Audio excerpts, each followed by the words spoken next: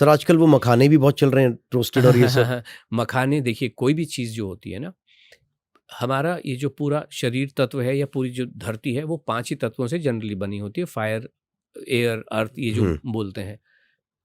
मखाने और सिंघाड़े ये पानी में उगते हैं, धरती इनको छूती भी नहीं है, धरती इनको छूती भी नहीं है, इनमें न्यूट्रिएंट हो नहीं सकते हैं, संभव ही नहीं है। अब ये जो जिनको कुछ कमर्शियली डेवलप करना पड़ता है कि किसी इलाके में हो सकता है ये लिली के फूल या कमल के फूल बन रहे हैं और उसके बीज लाके उनको भून भान के ये कर रहे हैं, सबका एजेंडा है। हम भी कहते हैं खा लो कभी फॉक्स नट्स, इनको तो बोलना भी शुरू किया फॉक्स नट। सर मेरे घर पे तो सुबह मेरे मम्मी पापा उठ के सबसे पहले, मतलब फर्स्ट जो उनका मील होता है ब्रेकफास्ट से पहले चाय के साथ मखाना ही होता है सर, कई सालों से। ओके, अभी आपने एक अलग अलग टच किया चाय के साथ। चाय इतना खूबसूरत ड्रिंक होता है और हम यही कहते हैं जिसको भी चाय पीनी है अकेली चाय की चुस्कियों का आनंद लो। चाय कितनी लाजवाब चीज होती है। उसके और साथ ये कुछ नहीं खाना है। बिल्कुल भी नहीं खाना है, चाय के साथ कुछ खाया मतलब नुकसान हुआ। चाय को अकेला पीना चाहिए।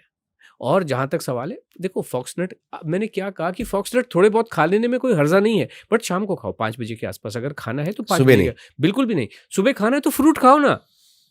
अगर आपको खाना है तो जहां पे आपने चाय पी, चाय का आनंद लो। आराम से बैठ के अपनी बालकनी शालकनी में जहां बैठना है, गार्डन में बैठो, चाय का आनंद लो। चाय पीने के बाद में अगर आपको लगता है तो आधा पौना 1 घंटे के बाद में आप बैठो ना, लीची लेके 40-50 लीची खा लो। प्रॉब्लम कहाँ है? केले खा लो 3, 4, 5, 6, चीकू खा लो, अंगूर खा लो 200 ग्राम, 250 ग्राम। ब्रेकफास्ट से पहले खाया जा सकता है इनको। ब्रेकफास्ट के बाद खाना इज ऑलवेज बेटर। ब्रेकफास्ट को टच नहीं, ब्रेकफास्ट की टाइमिंग को टच नहीं मैं करना है। एक्चुअली वो टाइमिंग के हिसाब से, जैसे हम सुबह उठे, हाँ, हमने चाय पी, जी। जनरली लोगों की इंडिया में तो आदत होती उसके है। बाद अब उसके बाद हम सीधे ब्रेकफास्ट ही कर ले। ब्रेकफास्ट करो। Yes. ब्रेकफास्ट के आधे 1 घंटे बाद फिर हम कोई फ्रूट खा सकते हैं। नहीं, मैं बताता हूँ। तो मैंने आपको ब्रेकफास्ट बताया जो 8 बजे तक 2 घंटे के भीतर हो गया, और अपने अपॉइंटेड टाइम पे जो भी आपका टाइम होता है वहां पे आपने लंच कर लिया। लंच मैंने आपको बता दिया, दाल चावल रोटी सब्जी आपको खाने, जो एग फिश चिकन खा रहे हैं वो भी वहां पे खा सकते हैं। Is that okay? Lunch is okay. आप अपने टेस्ट के अनुसार बनाएंगे, खा लेंगे। खाएंगे कितना? पेट भर के खाएंगे, लगभग चारों आइटम लगभग बराबर मात्रा में आपको लेने हैं। Lunch is okay. इन दोनों के बीच में समवेयर, तो ये नॉर्मली मैंने जो देखा है 4 घंटे का गैप, 5 घंटे का गैप होता है 8 से 1 बजे के बीच में। तो यहाँ बीच में आपको भूख लगती है, तो यहाँ पे आपको फ्रूट खाना चाहिए, विच में भी अराउंड 10 ओ क्लॉक या 11 ओ क्लॉक। अभी फ्रूट के मैं आपको रूल बताने की कोशिश करता हूँ। फ्रूट सिंगल फ्रूट खाएंगे, मिक्स नहीं करके कभी भी खाना है। तो चाट बना के जो खाते हैं वो लोग। बिल्कुल भी नहीं खानी है, सिंगल फ्रूट खाना है। फ्रूट कौन सा खाएंगे? जो मर्जी खाना है खा लो। कैसे खाएंगे? पील करके खाना है। एप्पल भी खाएंगे तो छिलका निकाल के खाना होता है। ओके। इस पे भी क्वेश्चन है। हाँ, कि लोग कहते हैं कि उसके छिलके में बहुत न्यूट्रिएंट्स होते हैं, उसको निकालना ही नहीं चाहिए। न्यूट्रिएंट होते हैं, बट वो न्यूट्रिएंट ऐसे होते हैं जो नेगेटिव न्यूट्रिएंट होते हैं। छिलका भगवान ने बनाया क्यों? किसी भी चीज के ऊपर, तो अगर छिलका खाना है तो क्या केवल सिर्फ एप्पल में न्यूट्रिएंट होता है? संतरे को भी छिलके के साथ खा लो।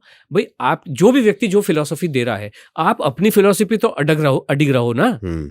तरबूज खाते हो आप छिलके के साथ, तो तरबूज के छिलके में न्यूट्रिएंट नहीं होते, केवल एप्पल में होता है। आप पाइनएप्पल का छिलका खाओ ना। क्यों नहीं खा रहे हो? क्यों नहीं खा रहे हो? सिर्फ एप्पल अकेली चीज ऐसी होती है, या अंगूर? अंगूर का तो छिलका निकालना, अमरूद भी, अमरूद वगैरह के तो छिलके निकाल लो तो अच्छा ही है। छिलका देने का पर्पस है, छिलका मतलब skin of the fruit. Skin का मतलब है, स्किन का एक पर्पस है। हमारी स्किन में भी इसलिए बनाई गई है जिससे बाहर के बैक्टीरियल इन्फेस्टेशन जो अटैक है वो आप तक न पहुंचे।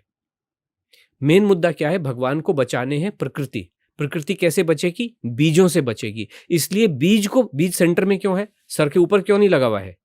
काजू को छोड़ के जो फ्रूट के नीचे उगता है, बाकी सेंटर में क्यों है फ्रूट? बीज सेंटर में क्यों है? क्योंकि भगवान को प्रकृति शायद बनाए, कॉमन सेंस से बोल रहा हूं, मुझे भी पता नहीं, but I am just trying to give a reason. नहीं, प्रॉब्ली राइट, कि पल्प, इसीलिए इतना बड़ा पल्प बनाया है, और इतना बड़ा इसी वजह से छिलका बनाया है कि जिससे कि बीज प्रोटेक्टेड रहे और उस बीज के माध्यम से आगे का जीवन चले।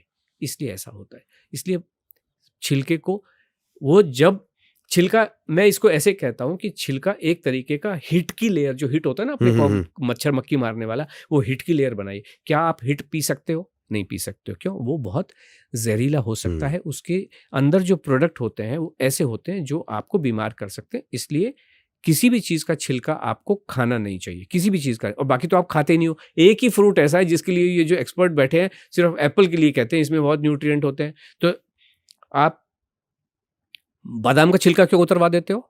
रात भर भिगो के रखिए, सुबह निकाल दीजिए। इसके अंदर फाइटिक एसिड होता है आपके शरीर को, मतलब उसके अंदर तो फाइटिक एसिड और इसके अंदर न्यूट्रिएंट, कमाल की बात करते हैं। कुछ भी नॉनसेंस बकते चले जाए, क्यों? उनको पता है इसको सत्यापन कौन करेगा? सत्यापन करे, मैं कहता हूं नहीं होता। इसके अंदर जो बहुत जहरीला होता है, जो और आपको इसलिए प्रॉब्लम, डाइजेशन रिलेटेड प्रॉब्लम कोई भी छिलका करता है, इसलिए बिल्कुल छिलका मत खाइए। बीज भी नहीं खाने हैं।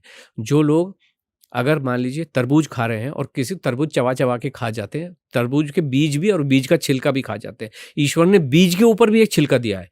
सभी क्यों दिया है? क्योंकि जिससे बीज प्रोटेक्ट करे। और ये जो इंटेलिजेंट ह्यूमन बींग्स हैं, ये मतलब बीज को, बादाम को फोड़ फोड़ के, तरबूज के बीज को फोड़ फोड़ के, खरबूज के बीज के ऊपर भी छिलका दिया है कि जिससे बीज प्रोटेक्टेड रहे, जीवन प्रोटेक्टेड रहे। नुकसान करता है वो? डेफिनेटली करता है, बिकॉज वो, उसकी जो संरचना है बीज की इतनी जटिल होती है कि वो नए जीवन का निर्माण कर सकती है। और आप उसको खा गए तो पेट के अंदर जाके जीवन जो है उसका खरबूजा खाने के लिए, खरबूज के बीज खाने के लिए नहीं बना हुआ है। इसी वजह से लोगों के, आपने जो कहा एसिडिटी, ब्लोटिंग, जो स्टमक रिलेटेड जो डिस्कम्फर्ट होता है, और स्टमक में जो हुआ, जो लोग कह रहे हैं गट ब्रेन एक्सिस जो होता है, गट का मतलब ये, जो गट में परेशानी होगी तो दिमाग में परेशानी होती है। एक्सिस वैक्सिस का कोई लेना देना नहीं है। मतलब आपको जब यहाँ परेशानी होगी तो सर में भी दर्द होता है। ये सारी जड़ परेशानियों का जड़ बीजों का बहुत अधिक कंजम्पशन हो गया है। और इसलिए हम कहते हैं कि बॉस, जब आप संतरे का छिलका मुंह में आता तो थूकते हो ना आप उसको, लेकिन तरबूज के बीज को चबा चबा के खा जाते हो, उसी वजह से प्रॉब्लम होती है। तो बीजों को, उसके भी बीजों को please do not consume those seeds. I'll come to this gas acidity, Yeah. लेकिन एक बारी पूरा डिनर जी, तक कंप्लीट कर लेते डिनर। हैं। तो अब इसी तरीके से जैसे लंच हर व्यक्ति का सेम एक समय होता है, डिनर का भी हर व्यक्ति का एक समय होता है। तो वहां पे डिनर कर लेना चाहिए। सर हाई टी भी आती है एक बीच में, मैं आई एम कमिंग इंडिया में। तो इसी तरीके से, तो मतलब 3 main meal, breakfast, lunch and dinner, ये क्लियर हो गए। डिनर में क्या, चारों आइटम खाने हैं और पेट भर के खाने हैं, अपने टेस्ट के अनुसार बनाने हैं, लेकिन डिसिप्लिन रखना है। ऐसा नहीं कि एक दिन 8 बजे डिनर लिया, एक दिन 9 बजे लिया, एक दिन 10 बजे लिया, एक दिन सूर्योदय से पहले लिया। तो ये सब चीजें, जो भी आप समय निर्धारित करो ना, और उसको डिसिप्लिन के हिसाब से खा लो। टाइम कुछ है नहीं, डिनर कोई का? नहीं, जो भी आपका, हमारा ये कहना है मोहित जी इसमें कि आपको कंसिस्टेंटली इनकंसिस्टेंट होना है। मतलब क्या हुआ कि समय को आप कंसिस्टेंट रखिए। 8 बजे खा रहे हो तो 8 बजे, 9 बजे खा रहे हो तो 9 बजे, 9 बजे, 9 बजे, 9 बजे। लेकिन आइटम इनकंसिस्टेंट रखने हैं। दाल और चावल, सॉरी, रोटी और चावल तो नहीं रहेंगे, बट सब्जी बदल बदल के खाइए, दाल बदल बदल के खाइए। वो इनकंसिस्टेंट हो गया आपका। मतलब आप ये कह रहे हैं कि डिनर भी हाँ, एक टाइम रख लीजिए जी, चाहे अगर कोई 10 बजे 11 बजे भी रात को खा रहा है तब भी ठीक है, हाँ हाँ, कोई दैट्स नॉट अ दिक्कत नहीं प्रॉब्लम। है। जी हाँ, अब ओके। समय आता है तो हमने सब चीजें डिसाइड कर ली। हमने वेकअप, फिर ब्रेकफास्ट, उसके बाद में लंच, उसके बाद में डिनर, और यहाँ पे मैंने कहा फ्रूट खाना। अब आपने कहा कि ये इवनिंग का जो स्नैक का टाइम होता है, तो ये स्नैक का जो टाइम है, इस टाइम में अगर आप ये सारे खाने पेट भर भर के खाएंगे तो जनरली यहाँ पे बहुत ज्यादा क्रेविंग नहीं होती है। समोसा खा लूं क्या, कचौड़ी खा लूं क्या, पकौड़े खा लूं क्या। लेकिन अगर खाना है तो जरूर खाइए, कोई प्रॉब्लम नहीं है। बट पहले अपने सिस्टम को ठीक कर लीजिए। जिनके सिस्टम ठीक नहीं है, जिनके ठीक है वो तो खा ही रहे हैं ऑलरेडी, लेकिन प्रॉब्लम उनको हो रही है जिनके सिस्टम थोड़े से गड़बड़ाए हैं, या तो वजन बढ़ा हुआ है या हेल्थ इश्यूज जिनको एग्जिस्ट कर रहे हैं। तो वो यहाँ पे थोड़े समय के लिए, जब तक कि आपका सिस्टम बुलेट प्रूफ नहीं हो जाता है, तब तक के लिए आप यहाँ पे चना, मूंगफली, छोले की चाट, चने की चाट उबाल के और या रोस्टेड उस तरीके से खाइए। उसको डिलीशियस बनाइए। कैसे बनाएंगे? मान लीजिए आपने छोले उबाले, कि दोपहर में तो आपने छोले चावल खा लिए, थोड़े से छोले बचा के रख लीजिए और उसमें प्याज डालिए, ककड़ी डालिए, टमाटर डालिए, थोड़ा सा नमक डालिए, नींबू थोड़ा सा डालिए। चटपटा बना कि नहीं बना, और पेट भर के खा लीजिए। तो ये रूटीन आपको समझ में आ गया, पूरा का पूरा रूटीन। और उसके बाद में जब आप ये रूटीन फॉलो करेंगे ना, तो 2 चीजें डेफिनेटली घटित होने वाली हैं। नींद तो जबरदस्त आने वाली है। धरती फटे, आसमान गिरे, नींद आपको कोई भी डिस्टर्ब नहीं होगा। 7 घंटे की नींद आपको ऐसी आएगी, आपको कोई स्लीप रिचुअल करने की जरूरत नहीं है। दूसरी चीज क्या होगी, जब सुबह उठेंगे तो आपको मोशन ऐसे आएगा कि 30 सेकंड 1 मिनट से ज्यादा लगने वाला ही नहीं है। आपका स्टमक 40 साल का कॉन्स्टिपेशन एक दिन में रोटी सब्जी खाने से क्लियर हो जाता है, जब आप गेहूं खाते हैं।